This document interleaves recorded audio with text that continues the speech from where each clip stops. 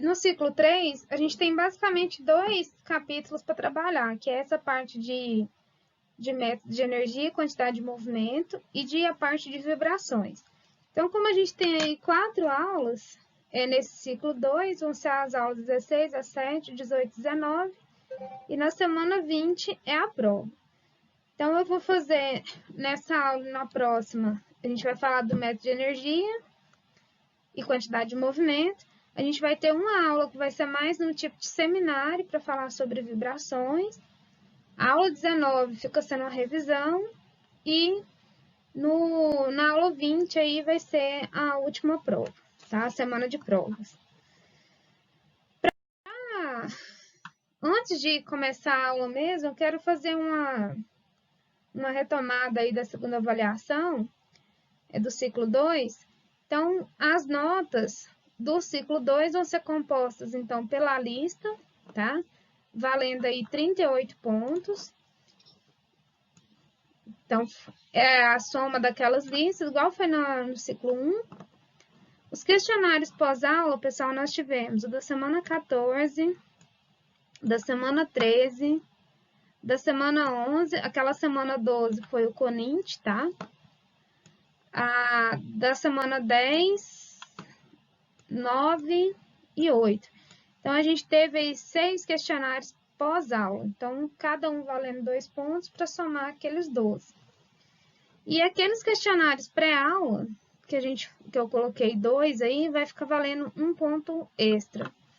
Então, esse aqui é fora dos de 0 a 10 lá. Esse aí eu deixei como um pontinho. Aqui estão alguns resultados. Um pontinho extra para quem precisar. A segunda avaliação vale 50 pontos. Pelo que eu olhei, muita gente que não tirou 50, tirou 45 por aí. Então, eu acredito que todo mundo vai com a nota tranquila nesse ciclo 2, tá? No ciclo 3, ele é menor um pouco, então os questionários pós-aula vão valer um pouco mais, tá? A gente vai ter 4 aulas antes da prova, então cada questionário vai valer 3 pontos, tá? Se alguém tiver depois alguma observação de alguma questão da prova, pode me mandar pelo WhatsApp, agora que eu já fechei o questionário, pode me mandar e a gente discute por lá, ok? Deixa eu só... Bom, nós vamos refazer aquela parte de energia e quantidade de movimento, só que agora trabalhando para corpo rígido, tá? Então, a gente viu lá no capítulo 16, no capítulo 15, a gente viu o método de cinemática para corpo rígido. No capítulo 16, a gente trabalhou força e aceleração. E agora, nesse capítulo 17 do livro, a gente vai trabalhar esse método de energia e quantidade de movimento, certo? Então, vamos falar primeiro do teorema de trabalho e energia cinética. Quando a gente vai usar aqui a letra U, tá? Para representar a grandeza que a gente chama de trabalho, tá? Então, o U representa aí trabalho, e esse T, ele vai representar energia cinética, ok? Então, o termo T aqui é usado para representar a energia cinética. Só para relembrar um pouco, pessoal, a energia cinética é aquela energia que está associada ao movimento do corpo, tá? Então, para você ter energia cinética, é necessário aí que o corpo tenha velocidade. Agora, como a gente está falando de corpo rígido, pode ser tanto velocidade escalar como a velocidade angular, certo? Então, a gente tem o seguinte, a energia cinética ela está associada a movimento, certo? A movimento de translação. Esse movimento de translação está relacionado à velocidade, ou ainda um movimento de rotação, certo? Então, a gente chama aí de energia cinética translacional ou rotacional. São energias que estão associadas ao movimento do corpo. Se o corpo rolar e transladar ao mesmo tempo, então a energia cinética dele vai ser uma soma desses 2 tipos de energia, certo? Então, quando a gente fala de energia cinética de translação, tá? Para um movimento de translação, a energia cinética, ela é aquela termo que vocês usavam lá na física 1, tá? Ela vai ser meio da massa vezes a velocidade do corpo ao quadrado, tá? Quando a gente estiver tratando movimentos de rotação, então esses movimentos de rotação, eles também têm uma energia cinética associada a eles. Então, a energia cinética do corpo, a energia rotacional, vamos dizer assim, ela vai ser meio do momento de inércia, I, tá? Vezes a velocidade angular do corpo ao quadrado, ok? Então, quem estiver aí acompanhando, escrevendo alguma coisa, põe um lembretezinho, o I é aí o momento de inércia e esse ômega é a velocidade angular, ok? Se a gente considerar, por exemplo, o pneu de uma moto, quando ela se desloca, a roda ela tem um movimento, ela é um corpo rígido e ela tem um movimento de translação e rotação ao mesmo tempo. Ao mesmo tempo que eu tenho ela saindo de um ponto e indo para o outro, ela faz esse movimento girando em torno de um eixo. Então, se a gente fosse calcular a energia cinética dessa roda, eu teria que fazer uma energia cinética translacional mais a energia cinética de rotação dela, ok? Para que esse método de energia e quantidade de movimento ele vai ser útil, certo? Para problemas que envolvem velocidades, principalmente. Então, quando a gente trata desse método de trabalho e energia, tá? O método de trabalho e energia, ele vai se adaptar muito bem a problemas que vão envolver aí velocidade e deslocamento, certo? Então, se a gente tem deslocamento do corpo e a velocidade com que esse deslocamento ocorre, esse método de trabalho e energia ele é melhor para poder resolver do que os demais, tá? Quando a gente for falar de energia e quantidade de movimento, aí é mais interessante a gente usar o método de quantidade de movimento. Qual que é a vantagem desse método de trabalho, certo, sobre os demais? Porque aqui, embora a gente esteja trabalhando com velocidade e deslocamento, que são grandezas vetoriais, a gente pode usar esses valores para calcular as energias cinéticas e o trabalho que é realizado pelo corpo. Energia cinética e trabalho são grandezas escalares. Então, a gente não precisa ficar tão preocupado com direção e sentido do movimento, certo?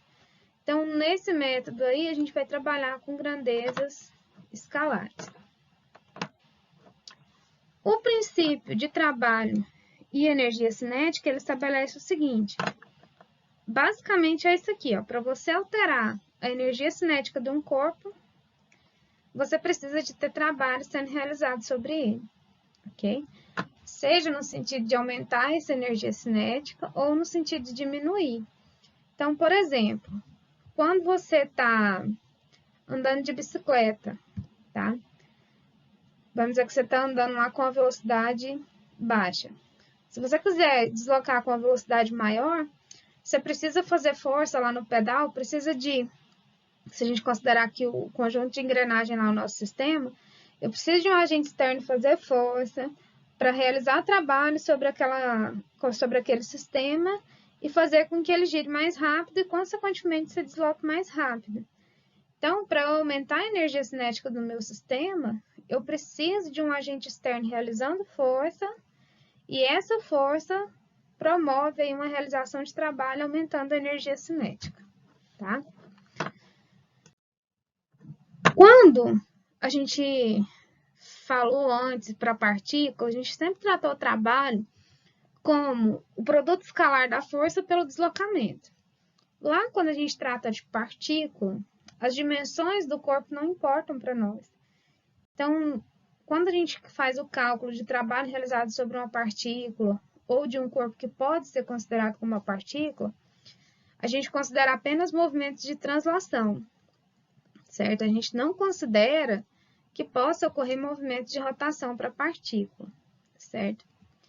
Agora, quando a gente trata de corpo rígido, além desse movimento de translação, pode ser que eu tenha uma rotação em torno de um eixo. Então, como que eu vou calcular o trabalho relacionado a esse movimento de rotação? Então, eu vou ter o seguinte, se eu tenho uma força sendo aplicada sobre um corpo rígido, e essa força faz com que ele tenha um deslocamento angular, ou seja, que ele gire em torno de um eixo, tá? Eu vou calcular o trabalho realizado, então, ao binário relacionado a essa força, tá? Então, como que a gente faz o cálculo desse binário? Lembrando que binário é aquele que a gente chama de momento de uma força, tá? Então, o trabalho realizado por essa força que produz esse binário vai ser igual ao produto do binário, se ele for constante, pelo deslocamento angular que ele sofre. Esse deslocamento angular aqui, ó, pessoal, ele tem que ser medido em radiano, tá? Então, toda vez que você for calcular trabalho associado aí a uma rotação, a gente considera que esse ângulo aí seja dado em radiano. A gente vai até fazer um exercício hoje que faz esse cálculo aqui, usando o ângulo em radiano. Quando o binário ele não for constante, tá? Então, essa vai ser o seguinte, a força que produz o binário, ela vai variar com o ângulo. Então, se ela varia com o ângulo, o momento também tem que variar. E aí, nesses casos aqui, a gente teria que usar uma integral. Pelo que eu vi até agora, são pouquíssimos casos que a gente usa isso aqui, ó. Dos casos que a gente vai tratar, eu não vi nenhum que utiliza a equação com a integral, tá? Uma coisa que a gente tem que observar, que tipo de força que realiza trabalho durante o movimento, tá? Então, só para relembrar, que a gente já viu falando aqui na mecânica aplicada, e vocês também viram lá na física 1, para que uma força realize trabalho, tá? Então, vamos dizer que você tem aqui um corpo, ele está parado aí sobre esse plano. Então, quando ele está em repouso, a gente tem aí a força peso atuando para baixo, eu tenho a força normal atuando para cima, certo?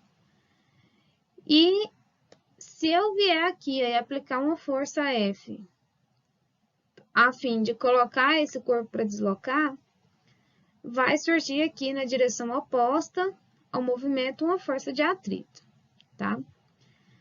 Só vai realizar trabalho as forças que estiverem na direção do deslocamento. Então, o componente perpendicular ao deslocamento não realiza trabalho. Por exemplo, se essa força ela foi inclinada aqui, ó, de um ângulo θ, só a componente x dela realiza trabalho, a componente y não, certo? Então, lembre-se que somente força que tem componente na direção do deslocamento é que vai realizar trabalho sobre ele. Essa ideia simplifica bastante os cálculos quando a gente vai fazer aí resolucionar alguns problemas, tá? Eu coloquei aqui, então, certas forças encontradas em problemas de cinética não realizam trabalho, certo? Trata-se de forças aplicadas a pontos fixos, então, pontos que não têm deslocamento, ou que atuam em uma direção perpendicular ao deslocamento de seu ponto de aplicação, tá? Então, se for um componente lá fazendo 90 graus, a gente considera que essa força não realiza trabalho. Então, vamos considerar aí que a gente tem um corpo, tá, rolando aí sem deslizar sobre uma superfície plana e fixa, certo? Essa força de atrito que vai atuar entre o corpo que estiver deslizando, rolando, e o ponto de contato, ela não vai realizar trabalho sobre o corpo, ok? Porque se a gente for analisar a soma da translação mais a rotação, o ponto de contato aqui, ó, em relação ao solo, esse ponto de contato do corpo com a superfície, ele está em repouso. Então, a gente considera que essa força de atrito não realiza trabalho, tá? Em que situação? Toda vez que o corpo estiver rolando sem deslizamento, ok? Isso aqui, pessoal, eu peguei o livro, selecionei as ideias principais lá para fazer uma revisão com vocês do conceito que a gente já viu para partícula e das ideias principais dessa parte que a gente vai estudar agora, que é um método de trabalho para corpo rígido, tá?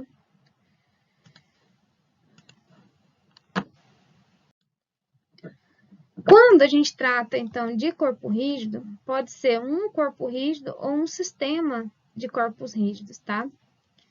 Então, a gente vai considerar o seguinte: se eu tenho movimento de translação e rotação ao mesmo tempo, eu vou ter esse termo que está associado ao movimento de translação, tá? E esse termo aqui que vai estar associado ao movimento de rotação. E aí a gente tem alguns casos especiais, tá? Vamos dizer que você tem aí uma rampa, e aí eu vou colocar aqui um cilindro para descer essa rampa, tá? Então, vamos considerar inicialmente o caso que ele vai deslizar. Então, se ele desliza, ele não vai rotacionar em torno do seu próprio eixo. Então, se eu não tenho rotação em torno do próprio eixo, eu só vou ter essa parte de energia cinética translacional, tá? Então, vai ser meio da massa vezes a velocidade ao quadrado. Isso aqui quando ocorrer um deslizamento aí sem rotação, tá? Se ele rolar rampa abaixo, ao mesmo tempo que ele estiver rolando em torno de um eixo, ele vai estar saindo de um ponto e descendo para o outro. Então, nesse caso, ele tem uma parcela de energia translacional e uma parcela rotacional.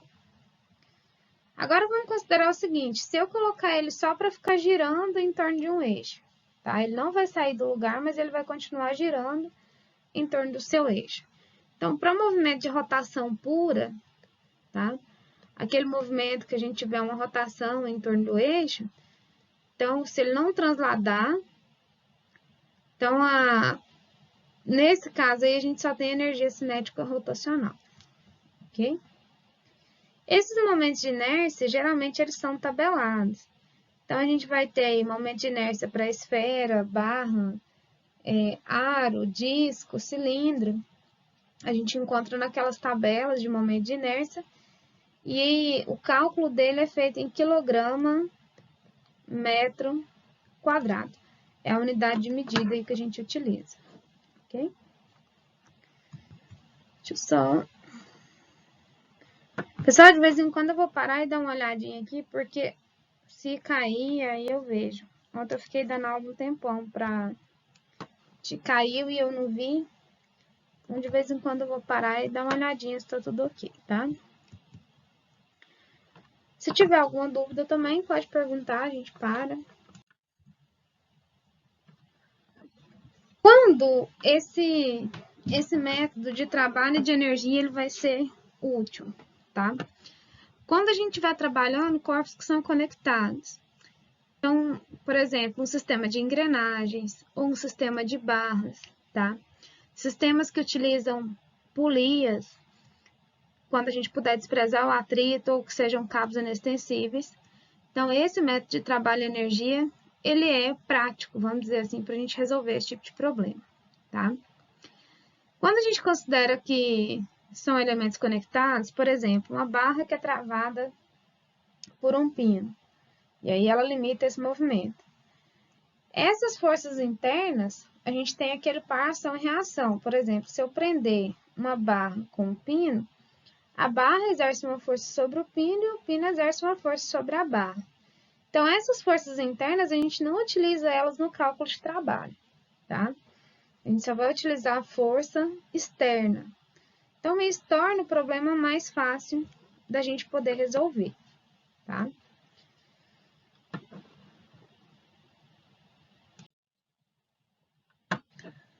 E aí, hoje, a nossa aula de hoje vai trabalhar aquele método de trabalho e energia cinética que a gente viu lá atrás. Então, o método de trabalho ou teorema trabalho e energia cinética é basicamente a gente dizer o seguinte, ó, para eu variar a energia cinética de um corpo, eu preciso que um trabalho seja realizado sobre ele para levar ele do estado 1 para o estado 2. Então, isso aí vai me dar uma energia cinética diferente do estado 1. E a gente vai falar também sobre conservação de energia. A conservação de energia, pessoal, aqui, ó, a gente vai considerar uma conservação de energia mecânica, tá? Então, só para a gente relembrar o que é energia mecânica. Lá atrás, lá no comecinho, a gente viu que energia mecânica, ela é uma combinação da energia cinética do corpo, que é a energia que está associada ao movimento, mais a energia potencial do nosso sistema. Essa energia potencial, ela pode ser tanto potencial gravitacional, como energia potencial elástica, tá? Então, é uma ideia assim que, para ficar fácil de você lembrar depois, energia cinética, ela está associada ao movimento. Se o corpo tiver movimento, ele tem que ter energia. A energia potencial, ela está associada à configuração do seu sistema. Então, se ele está elevado, ou então se ele tem uma certa elasticidade, ou se eu tenho uma mola atuando sobre o meu sistema. Então, a essas configurações, eu vou associar aí uma energia potencial, tá? Então, quando a gente fala de forças conservativas, que forças são essas, tá? Vale aquele mesmo princípio que a gente falou lá para a partícula. Uma força ela é conservativa quando o trabalho realizado por essa força independe do caminho. Quando a gente não... Se você fizer, por exemplo, independente do caminho que você escolher fazer, desde que leve o corpo de uma posição inicial para a posição final, o trabalho realizado vai ser o mesmo, tá? Toda vez que eu tiver força conservativa, eu posso associar essa força conservativa a algum tipo de energia potencial. Então, aqui, basicamente, as duas forças conservativas que a gente trabalha, vou escrever aqui embaixo, tá? A gente trabalha na mecânica, com dois tipos, com dois tipos de força conservativa, que é a força peso ou força gravitacional e a força elástica, ok? Então, associada a essas forças, a gente tem a energia potencial gravitacional, que é a massa vezes a aceleração de queda livre, vezes a altura que o corpo tiver aí. E associada à força elástica, a gente tem a energia potencial elástica, que é meio da constante elástica K vezes a deformação do corpo aí ao quadrado, ok? Então, vamos lá. Quando que a gente tem aí uma conservação de energia? Toda vez que eu não tiver força dissipativa atuando sobre o meu sistema. Então, quando a gente puder desprezar o atrito, a resistência com o ar, ou algum tipo de resistência entre as partes do corpo, entre as partes do nosso sistema, a gente tem uma conservação de energia. Isso aqui significa que toda a energia do nosso sistema ela vai poder variar de uma forma para outra. Para aumentar a energia cinética, a energia potencial gravitacional tem que diminuir, ok? Então, se eu tiver lá um aumento, para eu ter um aumento de velocidade, aqui nessa parcela de energia cinética, eu preciso ter uma redução dessa parcela de energia potencial.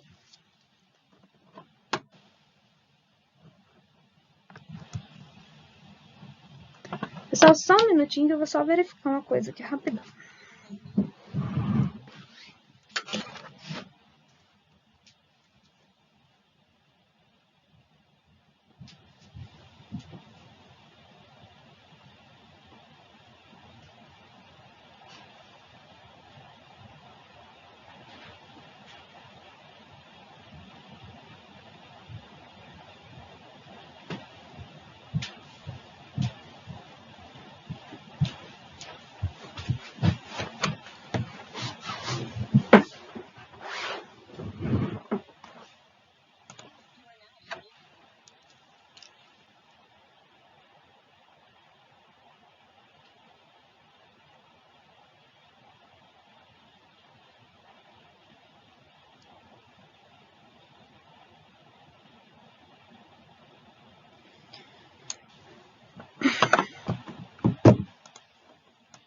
Bom, então vamos lá. Para a gente poder finalizar, então, essa parte do conteúdo e partir para a resolução dos exercícios, como ali atrás eu falei o seguinte, para fazer o cálculo do trabalho, tá? Quando a gente tiver um movimento de rotação, a gente utiliza o momento associado ou binário associado a uma força que atua sobre o corpo. Então, quando a gente tiver que calcular a potência, tá? A gente fala de potência lá na termodinâmica e fala aqui também, meninas. A potência, ela é a taxa com que um trabalho é realizado, ou a taxa de transferência de energia, tá? Então, para movimento de translação, a potência ela é calculada como o produto da força pela velocidade. Quando a gente vai tratar no movimento de rotação, então ela vai ser a taxa com que esse movimento de rotação, com que esse trabalho do binário é realizado. Então, eu vou considerar que seja aí um movimento angular. Então, vai ser o binário vezes essa velocidade angular com que ele estiver girando, tá? Lembrando aí, potência calculada em watt, e 1 watt equivale aí a joule por segundo, ok? Tanto para movimento de rotação, como para movimento de translação. Tá? Então, o primeiro exemplo aí que eu trouxe para vocês hoje, ele é um dos exercícios resolvidos do livro, e ele é bem parecido com o exercício que está na lista. Então, eu coloquei aí um bloco de 120 quilos, suspenso por um cabo inextensível. Ele é enrolado aí em torno de um tambor de 0,4 metros de raio. Deixa eu só...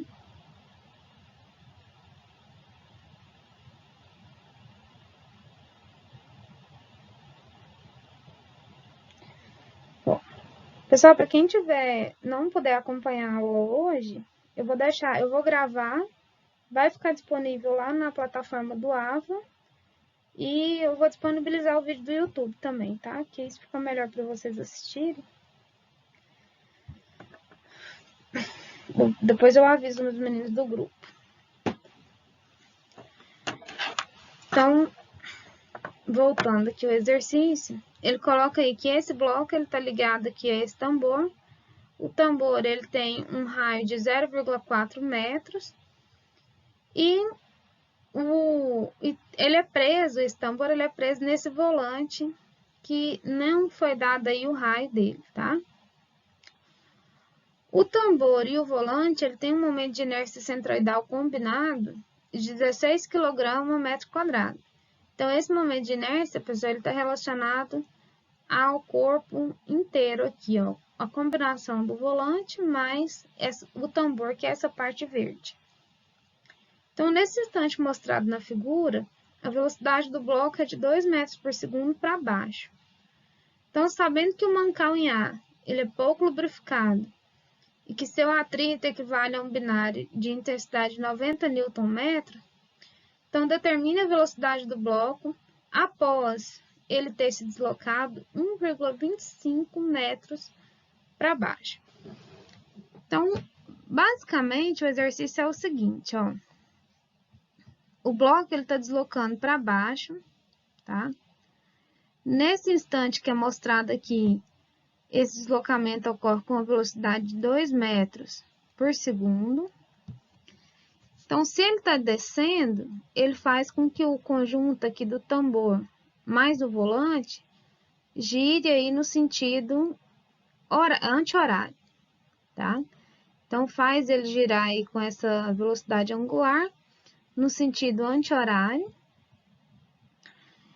Como tem atrito aqui, ó, entre o eixo do tambor, o exercício fala o seguinte, que o mancal em A, que é o que prende o tambor, ele é pouco lubrificado e seu atrito equivale a um binário de 90 Nm.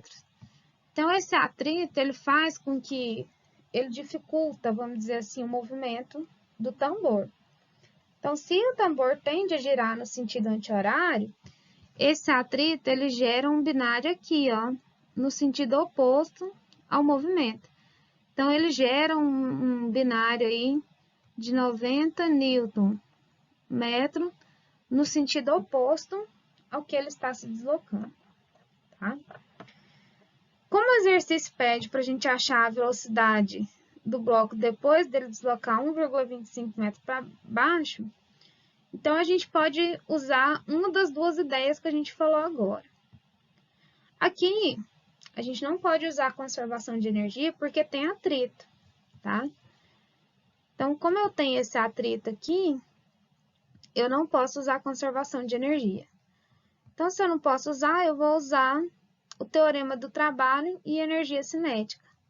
Então, a energia cinética 1, inicial, mais o trabalho que é realizado aí sobre o meu conjunto, o trabalho total, para levar ele do estado 1 para o estado 2, tem que ser igual à energia cinética final dele, depois que ele desce esse 1,25 m, ok? Alguma dúvida assim, na interpretação do problema, meninos? Ou a gente pode continuar? Pode continuar, professor. Eu acho que eu segui, então. Bom, o exercício menciona aí que o bloco ele tem uma massa de 120, deixa eu só pegar aqui que fica mais fácil para eu acompanhar, de 120 kg, tá? Então, se a gente tem a massa, a gente já pode calcular aí o peso dele e deixar esse valor calculado. Então, o peso, a gente vai precisar na hora do cálculo do trabalho, ele vai ser a massa vezes G. Então, a massa, o peso aí do bloco vai ser 120 vezes 9,81.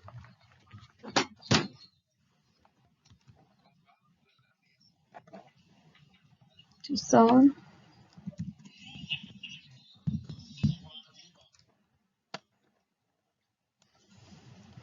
Então, aqui vai ficar 1.177,2 newtons, ok? Então, vamos lá.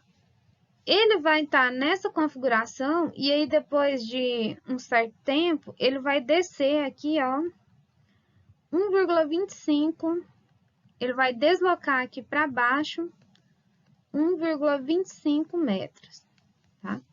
Então, vamos considerar inicialmente.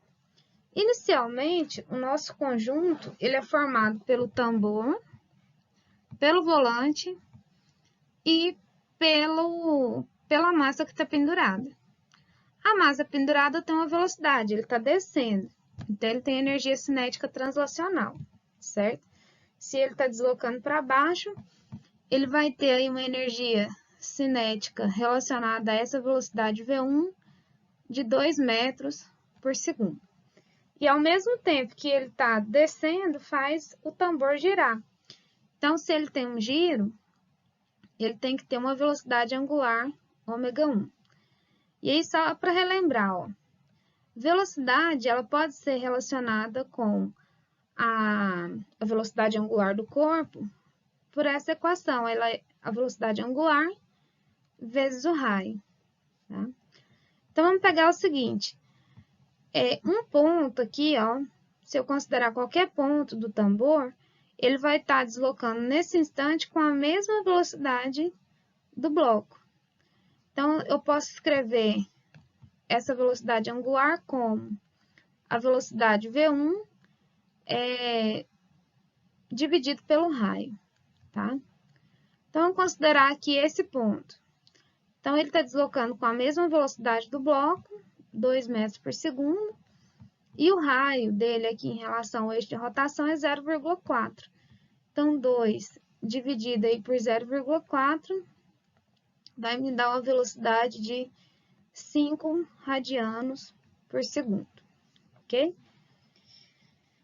Depois que ele desce esses 1,25, então ele vai passar a ter uma velocidade V2. Esse valor aqui a gente não conhece, aqui é justamente o que a gente quer determinar, né? E A velocidade angular dele também vai mudar, tá? Se velocidade está relacionada com angular, está relacionada com a velocidade escalar, quando o valor de V2 mudar, de V1 para V2, a velocidade escalar também muda. Então, a velocidade angular dele, depois que ele desceu, esses 1,25, vai ser aí V2 dividido por 0,4, ok? Então, vamos ver o seguinte, ó. Aqui a gente fez uma análise das velocidades e agora vamos analisar quais são as forças e quais são aí as possibilidades de realização de trabalho no nosso problema, tá? Para realizar trabalho, tem que ser uma força externa. Então, eu tenho o momento associado aí à força de atrito, eu tenho esse binário associado à força de atrito. A gente tem aqui a força-peso atuando sobre o bloco. E as demais forças aqui, ó, as reações que a gente tem lá no mancal e o próprio peso do mancal não realizam trabalho, tá? Porque esse ponto aqui, ó, não desloca. Então, se elas não provocam deslocamento no corpo, essas componentes AX, AY e o peso dele não vão realizar trabalho. Então, as duas forças que a gente tem realizando trabalho é o peso do bloco que está pendurado e o binário associado aí a essa força de atrito, tá?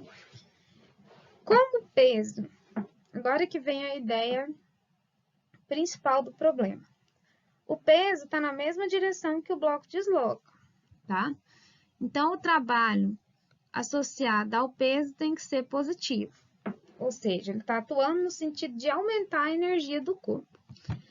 Agora, o trabalho associado a esse binário, o binário está no sentido oposto, certo? Ele está no sentido negativo. O corpo está girando no sentido anti-horário, mas o binário está atuando no sentido horário, no sentido de dificultar esse movimento. Então, o trabalho realizado por esse binário, ó, ele vai ser negativo, certo? De modo que o trabalho total realizado aí sobre o corpo vai ser a soma dos trabalhos que são realizados aí.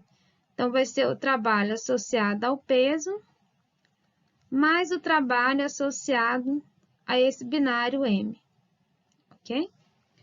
Como que a gente calcula esse trabalho?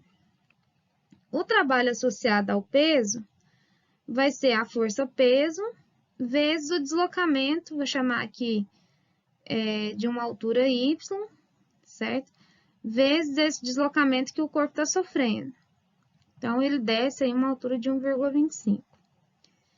E o trabalho associado ao binário vai ser o momento vezes o deslocamento angular aí, ou quanto esse disco vai girar durante o movimento, esse delta θ, ok?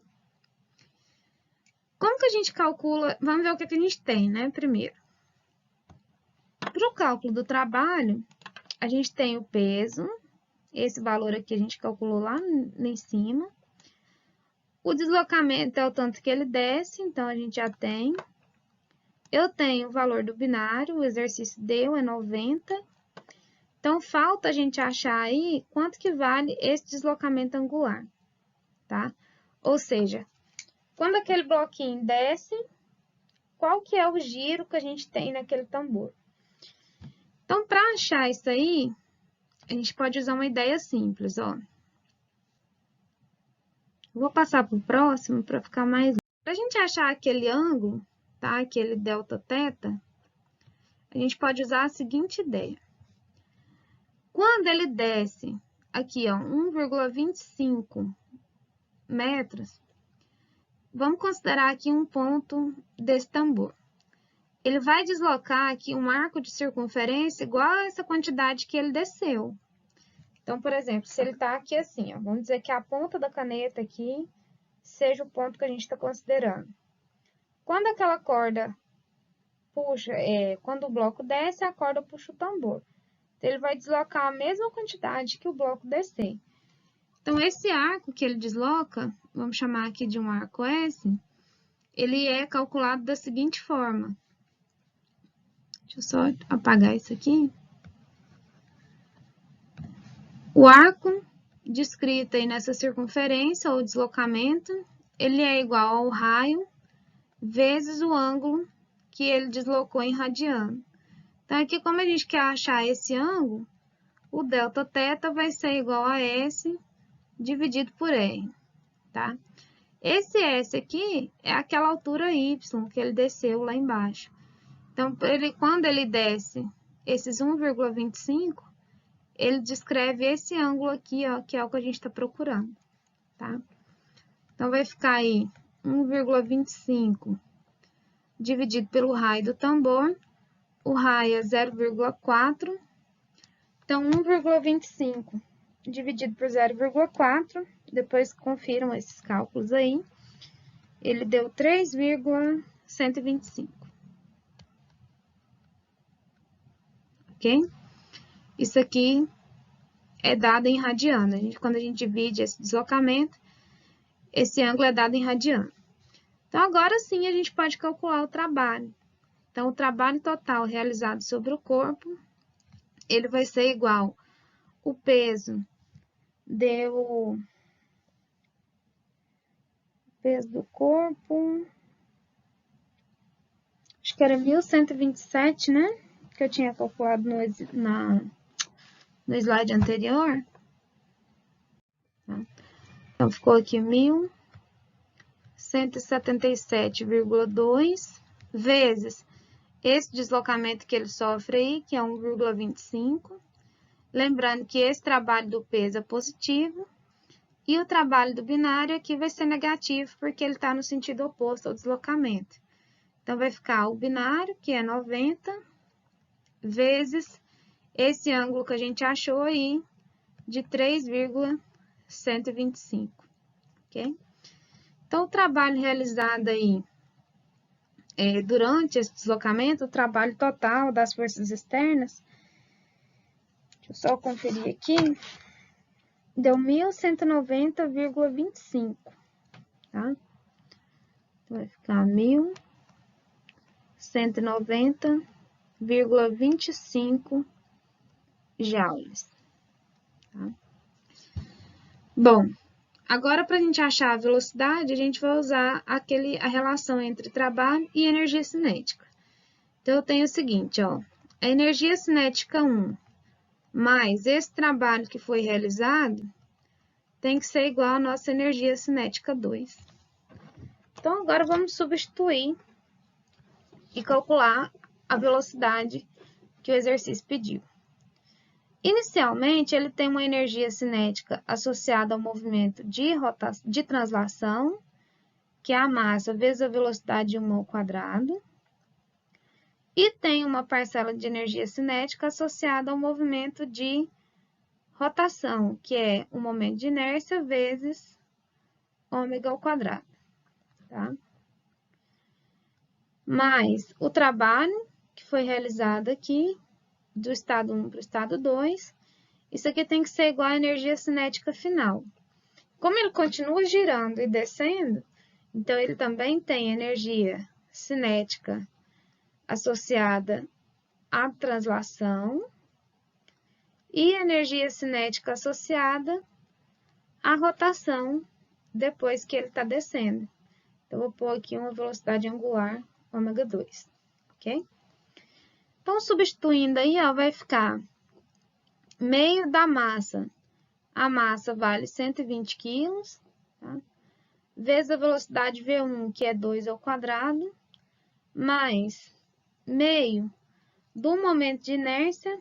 Aqui a gente considera o momento de inércia que foi dado lá pelo exercício. Ele falou que esse momento de inércia combinado do tambor do volante era igual a 16, tá? Vezes a velocidade angular. Essa velocidade angular inicial dele aqui, ó, a gente calculou ela igual a 5, tá? Então, vezes 5, mais o trabalho que é realizado, dá aí 1.190,25 ser igual a essa parcela de energia cinética aqui final. Então, vai ficar a energia relacionada à translação, meio de 120. A velocidade V2 é quem a gente quer resolver para achar, tá? Mais meio do momento de inércia vezes a velocidade V2. Esse ômega 2 aqui, ó, a gente calculou ele agorinha, tá? Na primeira parte da resolução aí do exercício, a gente tinha calculado e achado que ele é a velocidade V2 sobre 0,4. Então, a gente vai substituir onde eu tenho ômega 2, V2 sobre 0,4 aqui ao quadrado, ok? Então, resolvendo aí para a velocidade V2, eu não vou fazer a conta toda para não tomar tanto tempo nosso, tá? Resolvendo isso aqui, a gente vai encontrar aqui a velocidade final, a velocidade V2, ela vai ser igual a 3,85, tá? 3,85, deixa eu escrever mais arrumadinho aqui.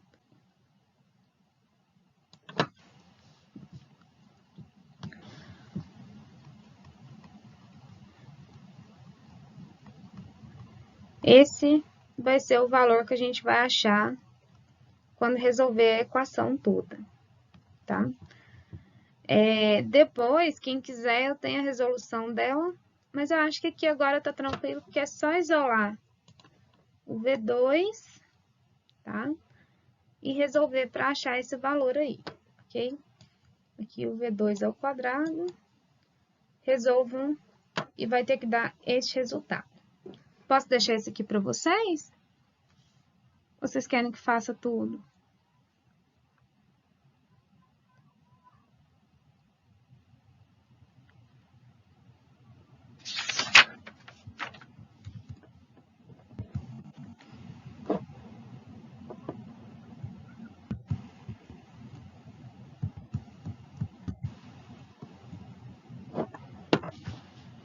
Só conferir um negócio. Vocês estão conseguindo visualizar a tela?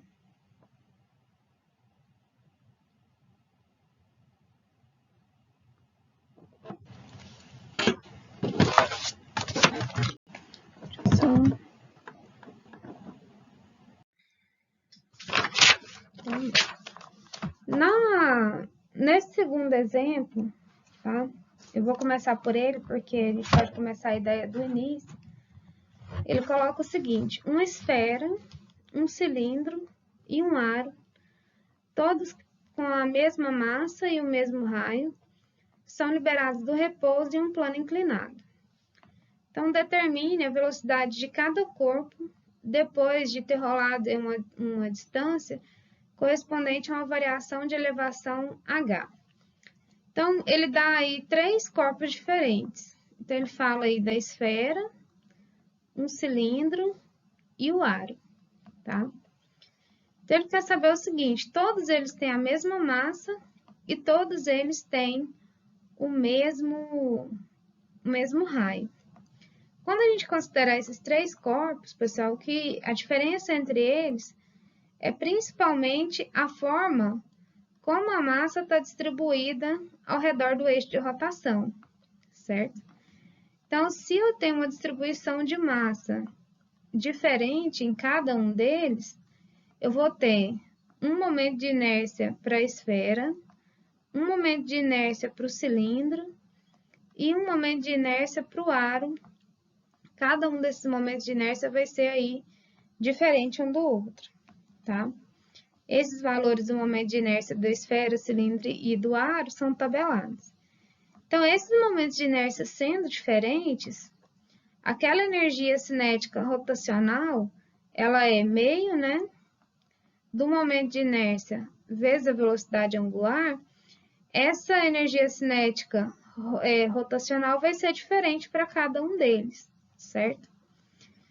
Então, o que difere, o que vai fazer essa energia ser diferente, ou essa velocidade com que ele vai atingir um ponto aqui embaixo, depois que ele desce aí essa altura correspondente, que ele fala uma altura correspondente aqui a h, o que vai fazer essa velocidade ser diferente é a relação entre essa energia cinética rotacional e a energia cinética translacional de cada um, certo?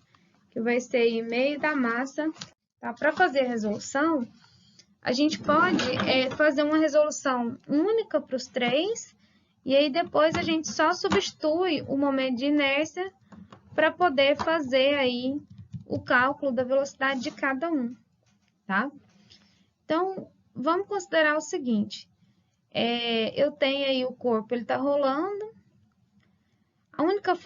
as únicas forças aí que a gente tem atuando sobre ele é o peso, tá? O peso do corpo, seja aí o anel, um aro, a esfera ou o cilindro. Como ele está rolando aqui, a gente tem essa força de atrito e a força normal.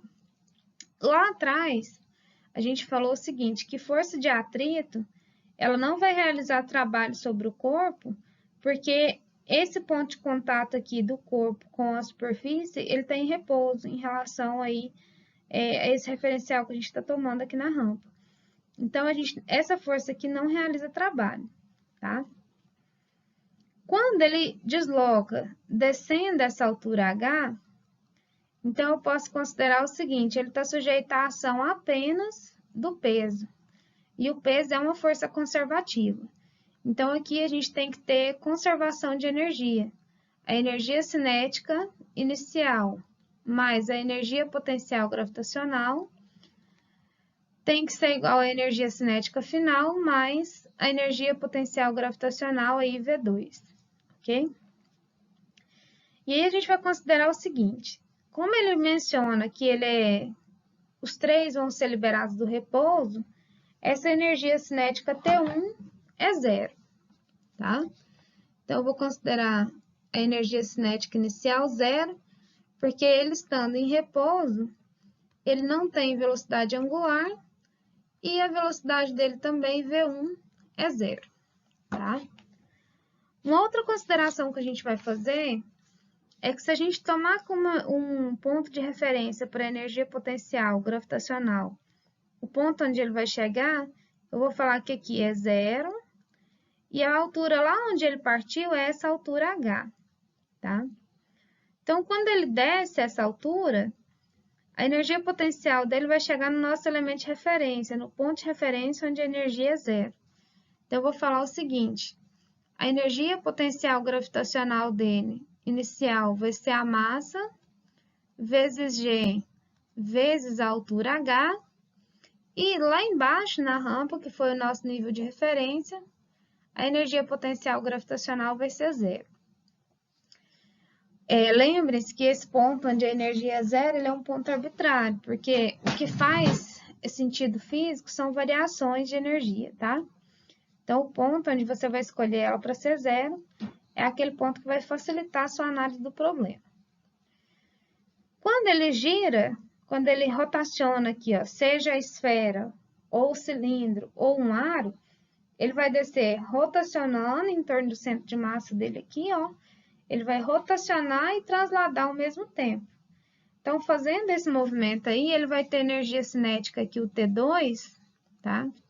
A energia cinética T2 vai ter uma parcela de energia cinética translacional, que é a massa vezes a velocidade final dele ao quadrado, e uma parcela que vai ser rotacional, que é meio da massa, vezes o momento de inércia, vezes a velocidade angular ao quadrado, tá?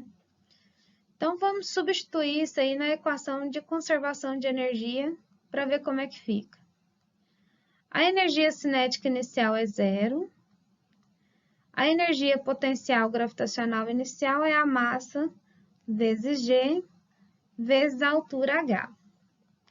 Isso aí tem que ser igual à energia cinética final, que é meio da massa vezes a velocidade V2 ao quadrado, mais o momento de inércia, que é meio, a energia cinética rotacional, que é meio do momento de inércia vezes a velocidade angular ao quadrado, tá? E aí aqui, ó, pessoal, a gente faz aquela mesma ideia que a gente usou lá para movimento circular. A relação entre velocidade e velocidade angular é que V é ômega, a velocidade angular, vezes o raio, tá? Então, se a gente considerar aqui qualquer ponto da esfera, do aro ou do cilindro, a velocidade desse ponto vai ser igual a essa velocidade angular vezes esse raio.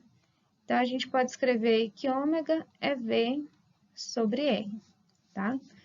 Então, onde eu tenho esse termo aqui, ó, eu posso vir aqui e substituir por V sobre o raio, ok? E a energia potencial gravitacional lá no final é zero. Então, vamos reunir aí o que dá para dar uma enxugada nessa equação. Vai ficar aqui a massa mgh, que é a energia potencial gravitacional, que multiplica meio. Eu vou ter aqui o meio multiplicando os dois termos, então eu posso deixar ele aqui em evidência. E essa velocidade ao quadrado também eu vou ter ela aqui nos dois termos, tá? Lembrando aí que essas velocidades são iguais. Eu vou até tirar esse V2 daqui para ficar mais simples da gente escrever. Então, eu vou colocar esse termo aí em evidência, ó. Vai ficar meio da velocidade ao quadrado, que multiplica a massa para dar esse termo, mais o momento de inércia sobre o raio ao quadrado, para dar aí o segundo termo da equação de cima, tá? Esse aí é para dar esse termo aqui. Bom, aqui a gente está procurando uma forma de calcular essa velocidade V aqui, ó.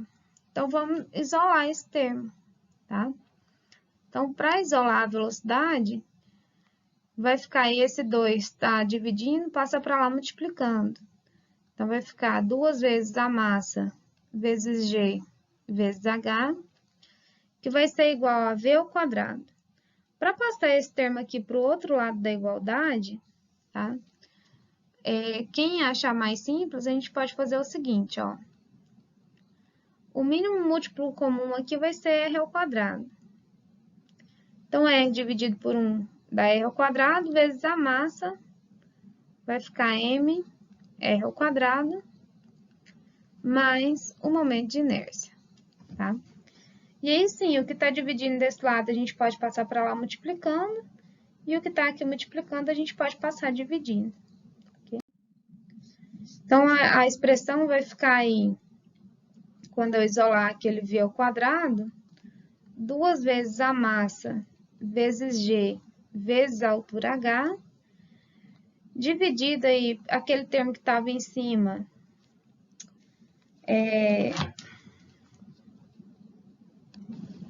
deixa eu só apagar aqui. O termo que estava lá em cima era o momento de inércia mais a massa vezes R ao quadrado. Então, eu vou pôr aqui.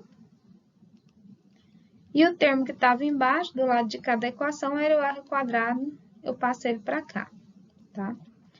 Isso aqui, ó, é uma solução geral para qualquer um desses três, seja para a esfera, para o cilindro ou para o aro. O que vai fazer um ser diferente do outro? Os momentos de inércia. O da esfera é 2/5 da massa vezes R ao quadrado. O do cilindro é meio da massa vezes R ao quadrado, certo?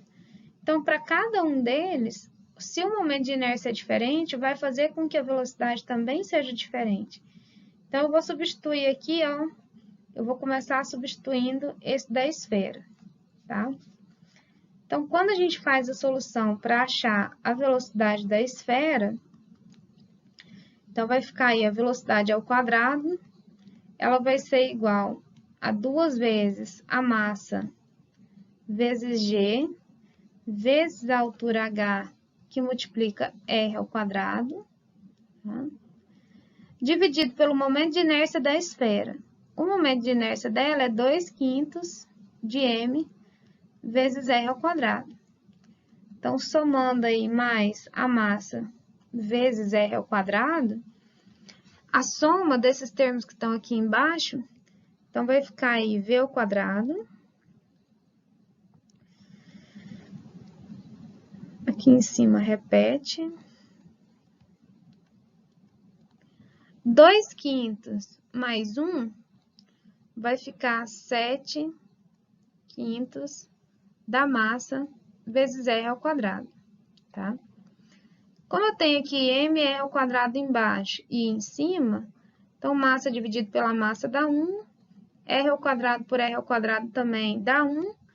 Então, a gente vai ter aí que a velocidade V ao quadrado, quando a gente tem divisão de fração, inverte e multiplica pelo de cima. Então, vai passar aí 5/7, a inversão do de baixo, que multiplica 2 vezes G vezes H. Para dar a resposta, pessoal, igual ao que está lá no livro, tá? Ele tira a raiz e deixa o 2 dentro dela. Tira a raiz de V ao quadrado de 5/7 e deixa aí o 2 dentro da raiz. Então, se você tirar a raiz aqui, ó, e desse lado da equação, vai chegar aí que a velocidade da esfera, quando ele descer aquela altura h, vai ser 0,8, que multiplica a raiz de 2 vezes g vezes h. Eu fiz aqui mais cedo. Se não tirar, você pode escrever isso aqui também assim, ó. Se você tirar a raiz de 2 e multiplicar por esse valor, vai ficar 1,195, que multiplica a raiz de g vezes h, tá? Então, o que eu quero que vocês percebam aí? Velocidade é igual a raiz de 2gh.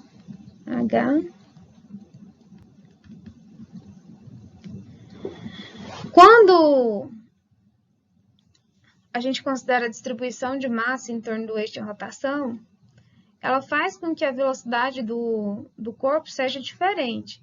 Embora eles tenham a mesma massa, o mesmo raio, a forma como a massa está distribuída fez com que a gente tivesse velocidades diferentes.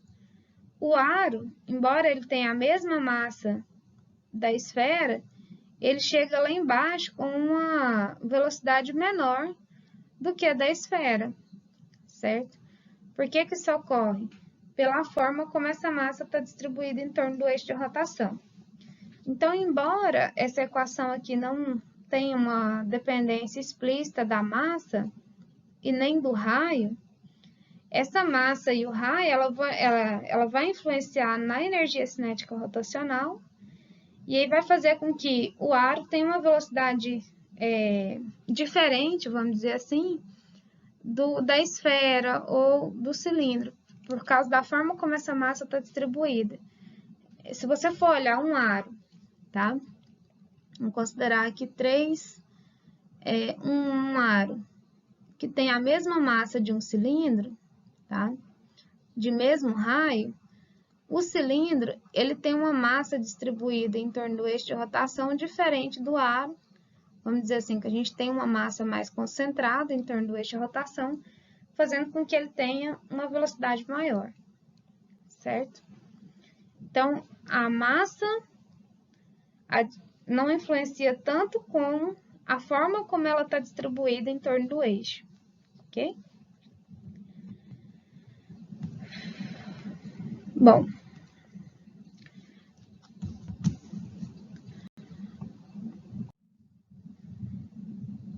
um outro exemplo que eu fiz para a gente poder usar conservação de energia é esse problema que envolve aí 2 barras.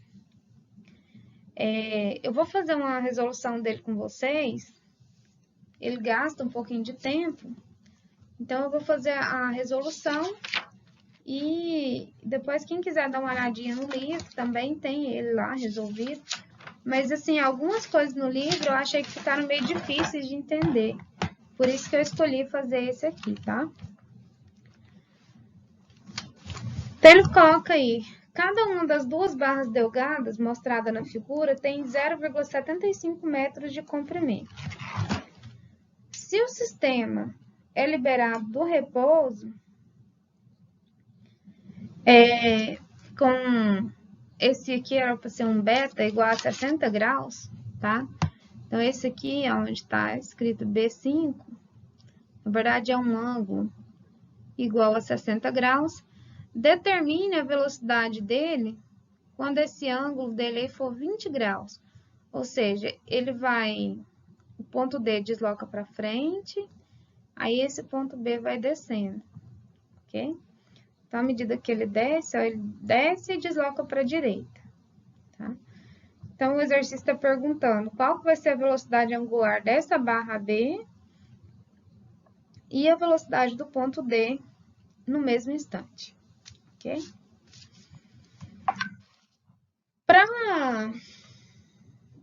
Deixa eu só conferir aqui. Deixa eu só desconectar o WhatsApp, pessoal, porque o barulhinho às vezes fica atrapalhando a aula.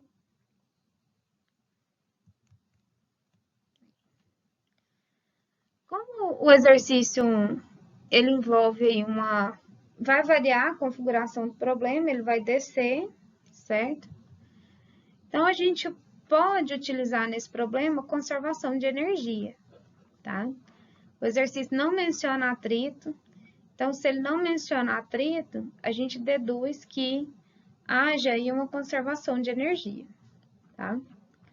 A conservação de energia implica o seguinte, ó, a energia cinética 1 mais a energia potencial gravitacional 1 tem que ser igual à energia cinética 2 mais a energia potencial gravitacional 2.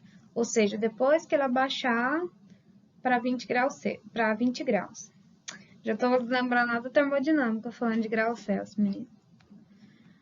Mas, então vamos lá. Se o sistema ele é liberado aqui do repouso, essa energia cinética 1 nossa é zero, tá? Então, inicialmente ele não tem nem velocidade e nem velocidade angular, ele está em repouso. Então, sobra aí a gente calcular a energia potencial e a energia cinética final dele, no instante que a gente quer determinar. Como que a gente vai fazer para calcular essas energias potencial gravitacional? A gente vai levar em conta como todo o corpo rotaciona, tá? Eu vou analisar qual que é a variação da elevação desse centro de massa das duas barras, tá bom? Então, eu vou considerar que a energia potencial gravitacional está relacionada a elas. Quando ela baixar, esse centro de massa aqui vai descer. Então, eu vou olhar a elevação desse centro de massa, tá? E o cálculo da energia cinética, a gente vai ter que levar em conta que tanto a barra B quanto a barra DD se movimentam. Então, a gente tem que calcular a energia cinética translacional e rotacional das duas. Ficou tranquilo aqui a interpretação do problema? Pode continuar.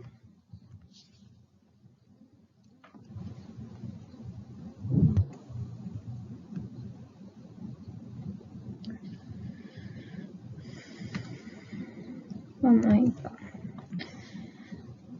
Para resolver, então, eu vou ter que conhecer a velocidade dessa barra B. A gente vai precisar conhecer...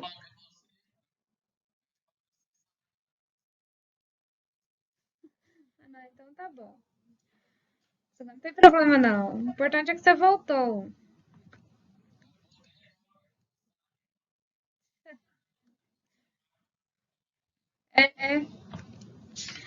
Então, vamos lá. Então, para determinar aí essa energia cinética final, a gente precisa calcular essa velocidade AB, a velocidade da barra BD, a energia cinética, a velocidade angular da barra AB e a velocidade angular da barra BD, que elas estão deslocando, tá? Outra coisa que a gente precisa, para fazer os cálculos da energia potencial gravitacional, a gente vai precisar determinar qual que é a altura que essas barras descem, tá? Então, meninos, eu falei que é um exercício grande e complexo, justamente por causa desses cálculos de velocidade, tá? Mas tirando isso aí, o resto é tranquilo. Então, vamos lá. Para para achar essas velocidades, um método, vamos dizer assim, prático para fazer isso, é usar aquele conceito de centro instantâneo de rotação. Quando ele muda lá de 60 graus para 20, ou seja, quando ele abre, o ponto A aqui ele é fixo, ele está preso aqui, ela é travada, ele só pode girar, e o ponto D desloca para frente. Então, ele vai deslocar aqui com a velocidade D para frente. Esse ponto B desloca com a velocidade aqui perpendicular à barra, então ele vai deslocar nessa direção, tá? E ele sofre essa rotação. A barra B, a gente pode considerar a rotação dela em torno de A. E a barra BD, a gente pode considerar a rotação dela em torno desse centro instantâneo de rotação, tá? Deixa eu só acalmar minha fera ali, peraí. Então, a primeira coisa que a gente precisa fazer é determinar a posição desse centro instantâneo, tá? Por que que a gente faz isso? Eu quero determinar a velocidade dessa barra, tá? A velocidade da barra AB. Então, eu vou considerar essa velocidade aqui do centro de massa dela. E quero determinar a velocidade desse centro de massa da minha barra BD. Então, se eu conhecer a velocidade desse ponto B e desse ponto aqui, do B e do D, eu consigo determinar esses dois valores, certo? Então, a gente vai fazer todo esse cálculo agora para achar aí essas duas velocidades, ok? A velocidade aí da barra AB, se a gente considerar que a barra B está rotacionando em torno do ponto A velocidade dela é mais tranquila de calcular. Ela vai ser o raio vezes a velocidade angular com que essa barra está girando. O raio é a distância do ponto que eu estou considerando ao eixo de rotação. Então, se ela tem um comprimento de 0,75, esse raio que a gente vai considerar é a metade desse comprimento, tá? Então, a velocidade da barra AB é 0,3 vezes ômega, tá? Esse ômega meu ficou sofrido aqui, mas vamos lá. Vezes esse ômega aqui, ok? A velocidade aí da barra DD, tá? Se eu descobrir qual que é a velocidade angular, tá? Qual que é a velocidade angular desta barra, eu posso fazer o cálculo dela fazendo o seguinte. Ela vai ser igual, se ela está girando em torno desse centro instantâneo de rotação, ela vai ser esse raio, que é a distância desse ponto ao meu eixo de rotação, vezes a velocidade com que essa barra aqui está girando, tá? Vou chamar aqui de um BD. Quem que é esse R nesse caso? Vai ser a distância do centro de massa até o ponto EC aqui, ó. Então, para achar a velocidade BD, eu preciso achar quem que é essa distância de E até o ponto C, tá? E multiplicar isso aí pela velocidade angular da barra BD. Eu não sei se fica claro assim para vocês, mas se elas estão conectadas, as duas barras, tá? E aí, quando ela abrir, elas têm o mesmo comprimento. Então, quando elas girarem, a barra B gira em torno de A e essa barra BD está girando em torno desse centro instantâneo de rotação. Como elas estão conectadas, elas têm que girar com a mesma velocidade angular, tá? Então, a velocidade angular que a gente vai usar aqui no cálculo para a barra B e para a barra BD tem que ser a mesma. Se você não conseguir, se não ficar claro para você dessa forma, faça o seguinte. Essa velocidade do ponto B, ela pode ser escrita como a distância entre o ponto B e o eixo que ele está rotacionando, Então, fica aí 0,375 vezes a velocidade angular da barra B, certo? Que eu estou chamando aqui de um ômega. Ou, se eu calcular em relação a esse centro instantâneo de rotação, tá? Ela também pode ser calculada como a distância do ponto B ao centro instantâneo, que é essa distância de B até C, vezes a velocidade angular da barra BD. E aí, meninos, aqui a gente tem um problema que envolve geometria, tá? Se esse ângulo aqui, ó, é igual a esse, então esse lado aqui do meu triângulo vai ser igual a esse lado aqui, ao lado BC.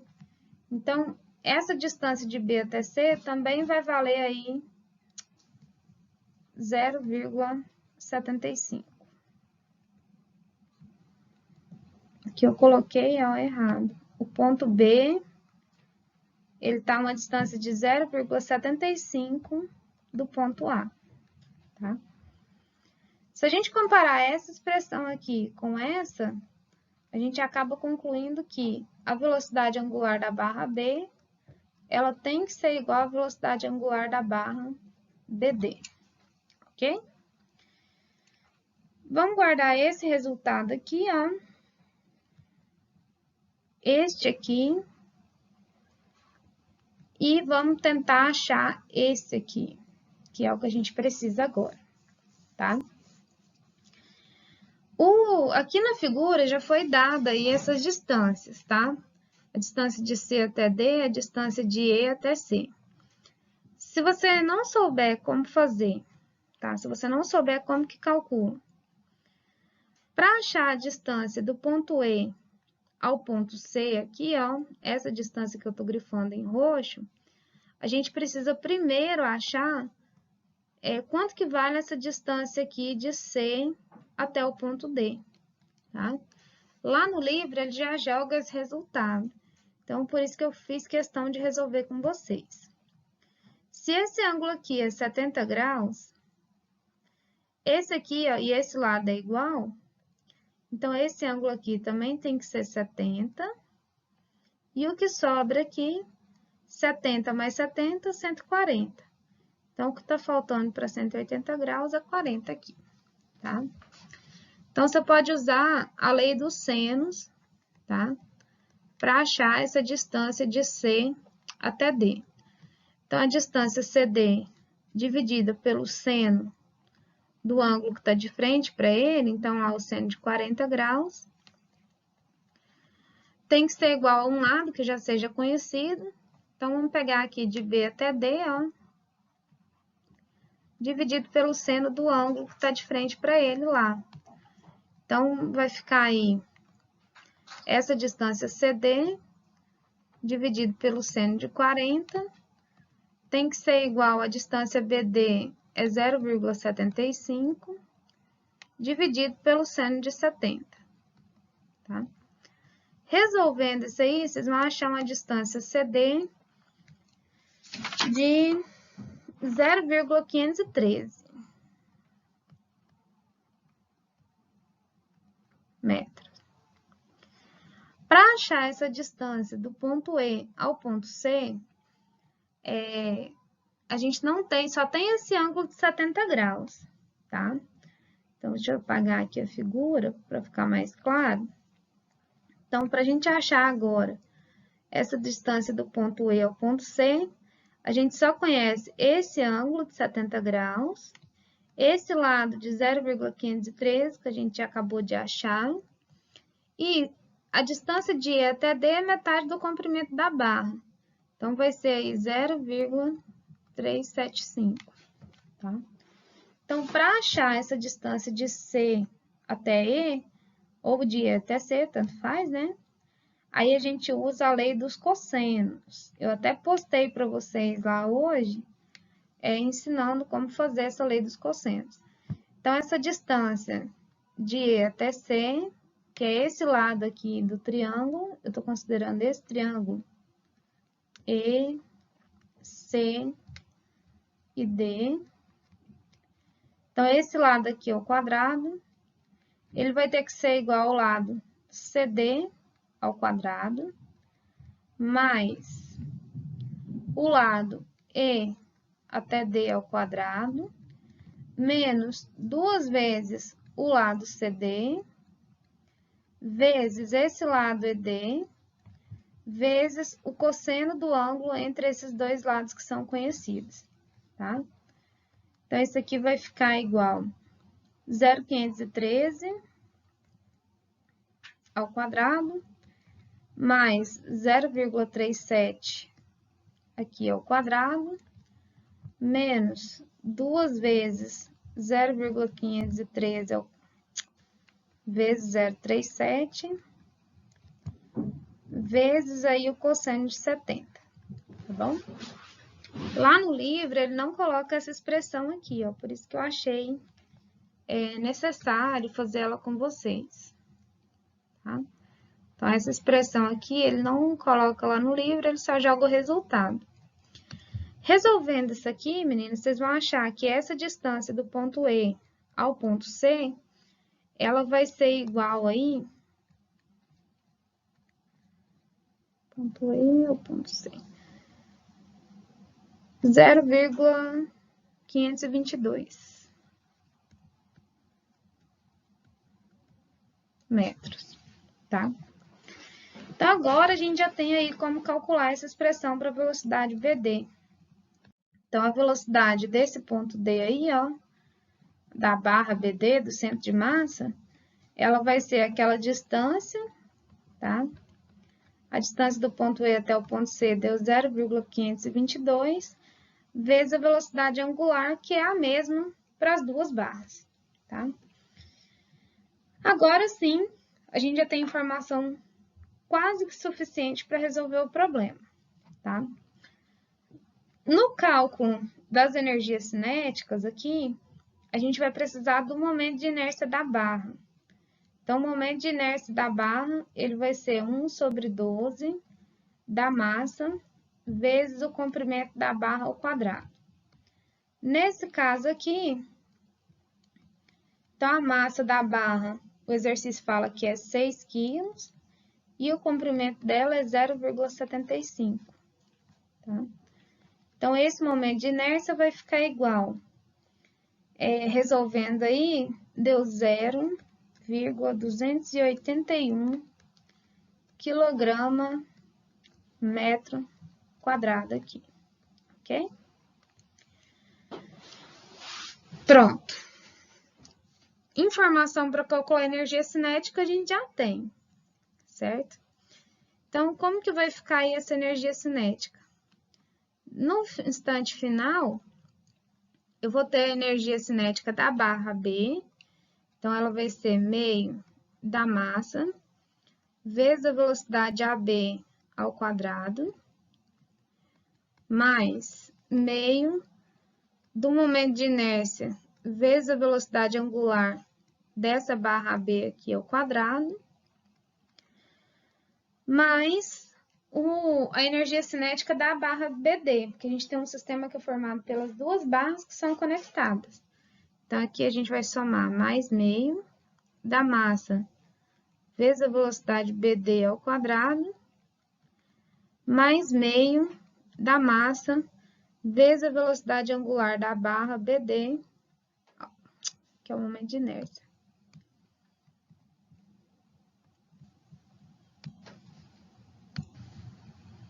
O momento de inércia vezes essa velocidade angular ao quadrado. Substituindo, então, o que a gente tem, vai ficar aí o seguinte, ó. Meio, a massa é 6 quilos, a velocidade AB, a gente calculou ela lá no começo e falou que ela era o raio, 0,37, né? Vezes a velocidade angular. Então, esse aqui vai ficar ao quadrado, mais meio do momento de inércia, que é 0,281 para cada barra, vezes a velocidade angular ao quadrado. E aqui a gente vai substituir aí todos os valores que a gente já tem. A velocidade BD é 0,522 vezes ômega. A gente vai levar isso aqui ao quadrado. E o momento de inércia, como as barras são iguais, então para a barra BD também vale o mesmo valor, lá 0,281. Tá? Meninos, depois que somar isso aí tudo, tá? Somando essa expressão enorme aí, vocês vão achar que a energia cinética final dele, o T2, vai dar 1,52 vezes a velocidade angular ao quadrado. Para achar as energias, a energia potencial gravitacional, lembra que eu falei que a gente precisava saber a altura do centro de massa quando o ângulo delas era 60, e depois a gente precisava saber essa altura quando ela baixava para 20 graus, tá? Então, quando ela abaixa aqui, ó, quando a barra abre, as duas, essa altura do centro de massa diminui. Então, consequentemente, a energia potencial do nosso sistema também vai diminuir. Então, para achar essa altura Y1, tá? A altura Y1, ela vai ser determinada e a gente pode fazer o seguinte, ó.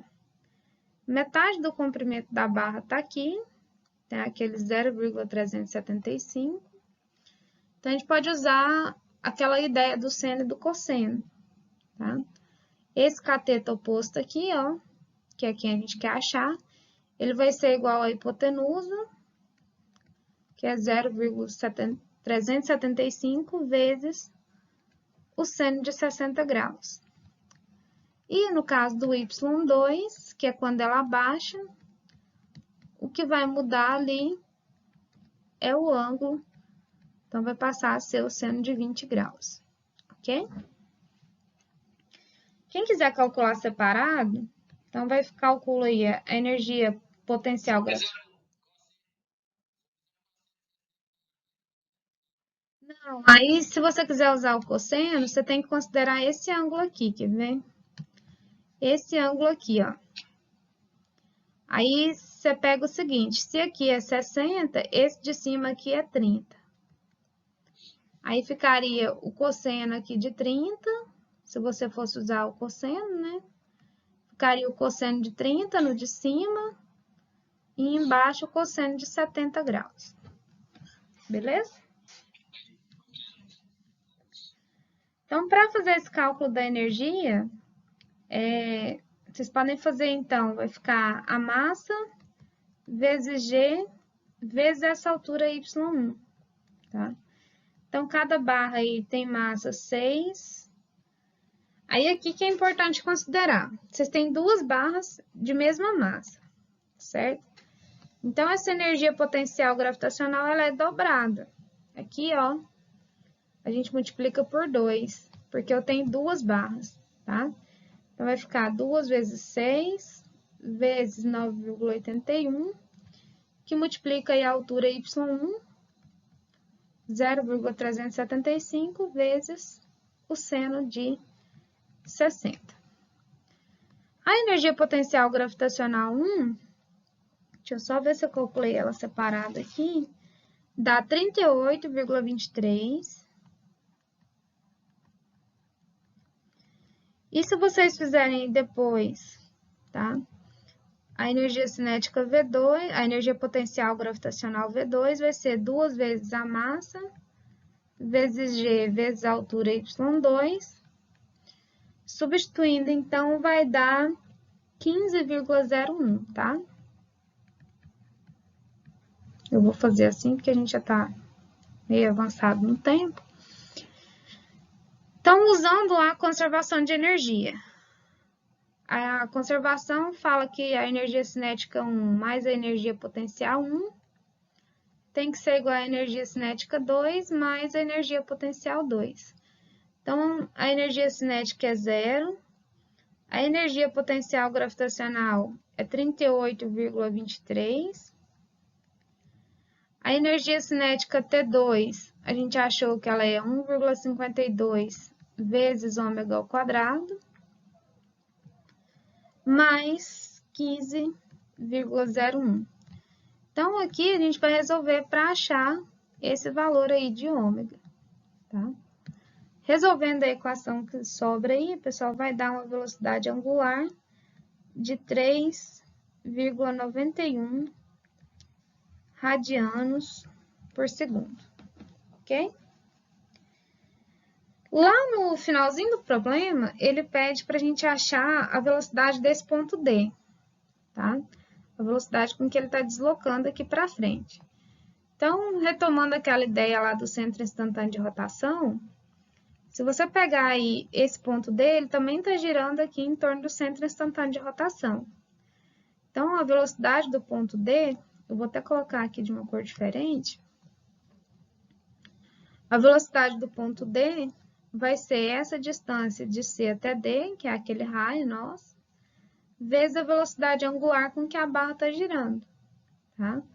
Então, a velocidade do ponto D vai ser essa distância CD, a gente calculou ela como 0,513, que multiplica a velocidade angular 3,91.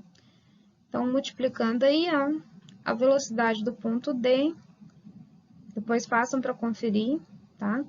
Arredondando dá 2 metros por segundo, ok? Bom, deixa eu só separar isso aqui.